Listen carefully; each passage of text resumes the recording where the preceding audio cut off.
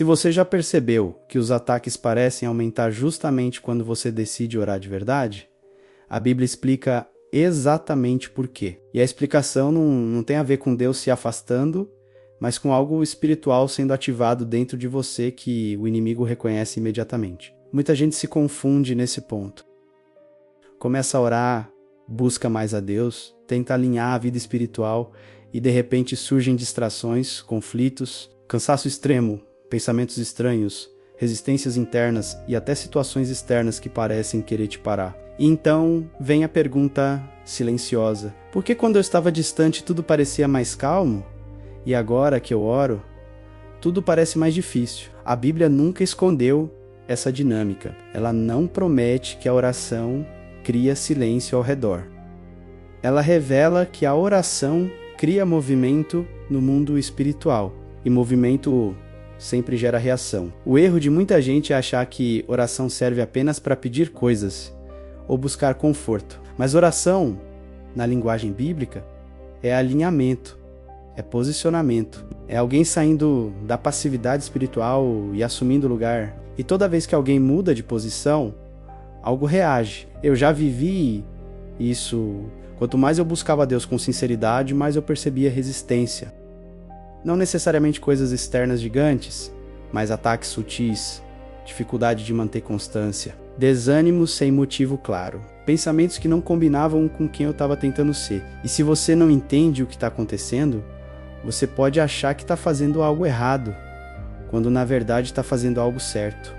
A Bíblia deixa isso muito claro. Ela mostra que oração não atrai ataque porque é fraca, mas porque é poderosa. O inimigo não perde tempo com quem já está distante. Ele reage quando alguém começa a se aproximar de verdade. No meio dessa reflexão, deixa eu organizar isso de forma clara, porque clareza espiritual tira medo. A Bíblia revela 5 razões pelas quais o ataque aumenta quando você ora. A primeira é porque oração ativa a luz. A segunda é porque oração quebra acordos invisíveis. A terceira é porque oração reposiciona você espiritualmente. A quarta é porque oração enfraquece estruturas antigas. E a quinta é porque oração ameaça territórios que estavam confortáveis. Essas 5 coisas não fazem barulho imediato, mas geram impacto profundo. E impacto sempre gera resistência. Um dos exemplos mais claros disso está na vida de Daniel. A Bíblia diz que Daniel tinha o hábito de orar todos os dias. Não era algo ocasional. Era uma postura, e por causa dessa postura, uma oposição foi organizada contra ele. Não porque Daniel era violento, agressivo ou rebelde, pelo contrário. Ele era íntegro. E exatamente por isso se tornou alvo. Quando Daniel continuou orando, mesmo sabendo do risco, ele não estava provocando o ataque. Ele estava permanecendo alinhado. O ataque já existia. A oração apenas revelou. Isso ensina algo essencial. A oração não cria o inimigo. Ela revela onde ele estava atuando em silêncio. O ataque não veio porque Daniel orava pouco, veio porque ele orava sempre. E o objetivo não era apenas pará-lo, mas intimidar outros. Quando alguém ora com constância, se torna referência espiritual. E referência incomoda. O inimigo não ataca para destruir imediatamente. Ele ataca para cansar, para confundir, para fazer a pessoa questionar se vale a pena continuar orando, para gerar associação errada. A pessoa começa a pensar que orar traz problema, quando na verdade orar expõe o problema que já existia. A Bíblia mostra que quando alguém começa a orar, começa também a enxergar, e enxergar nem sempre é confortável. Luz revela coisas que estavam escondidas, e aquilo que estava confortável na escuridão reage quando a luz aparece. Outro exemplo claro disso está nos evangelhos. Jesus, antes de iniciar seu ministério público, passa 40 dias em oração e jejum. E logo depois disso, o ataque vem tentação direta, questionamento de identidade, pressão para provar algo. Nada disso foi coincidência, foi reação. O ataque veio logo após um tempo intenso de alinhamento. Não porque Jesus estava fraco, mas porque estava posicionado.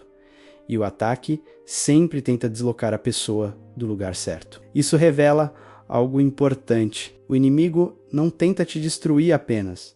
Ele tenta te tirar de posição, te tirar do ritmo, te tirar da constância, te tirar da clareza, porque se ele consegue isso, não precisa vencer mais nada. Muita gente para de orar não porque deixou de acreditar, mas porque cansou de lutar contra a resistência que aparece depois.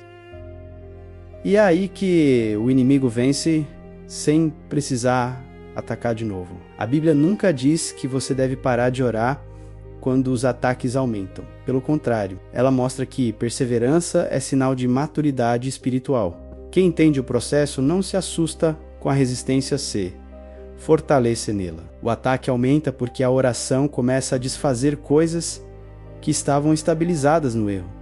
Pecados ocultos, ciclos emocionais, laços espirituais antigos. Quando isso começa a ruir, o sistema reage.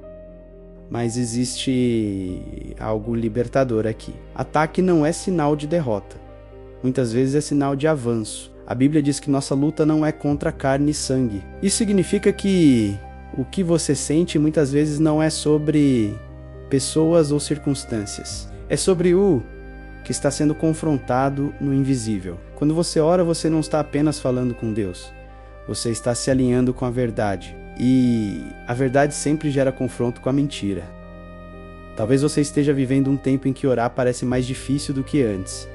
Distrações aumentaram, o cansaço cresceu, a mente tenta te convencer a desistir. Isso não significa que você está longe de Deus. Pode significar que você está perto demais para o conforto do inimigo. Mas aqui entra algo essencial. Você não enfrenta isso na sua força. Você enfrenta permanecendo. O ataque não é vencido com intensidade emocional. Ele é vencido com constância tranquila. Daniel não gritou, não reagiu. Não mudou sua rotina de oração para enfrentar o ataque. Ele permaneceu.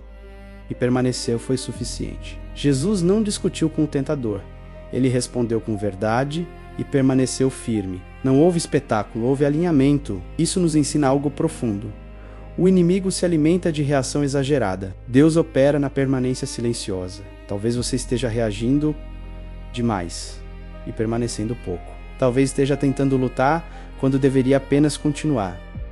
Agora deixa eu te dizer algo com muita clareza. Se você ora e o ataque aumenta, isso não é sinal para recuar. É sinal para alinhar ainda mais. Não com medo, com consciência. O ataque não determina o fim.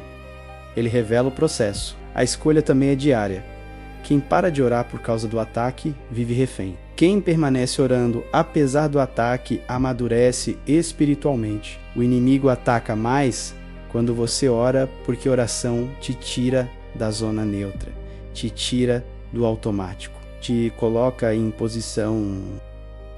E posição incomoda, mas toda posição sustentada por Deus é segura. Comenta aqui nos comentários, eu permaneço em oração.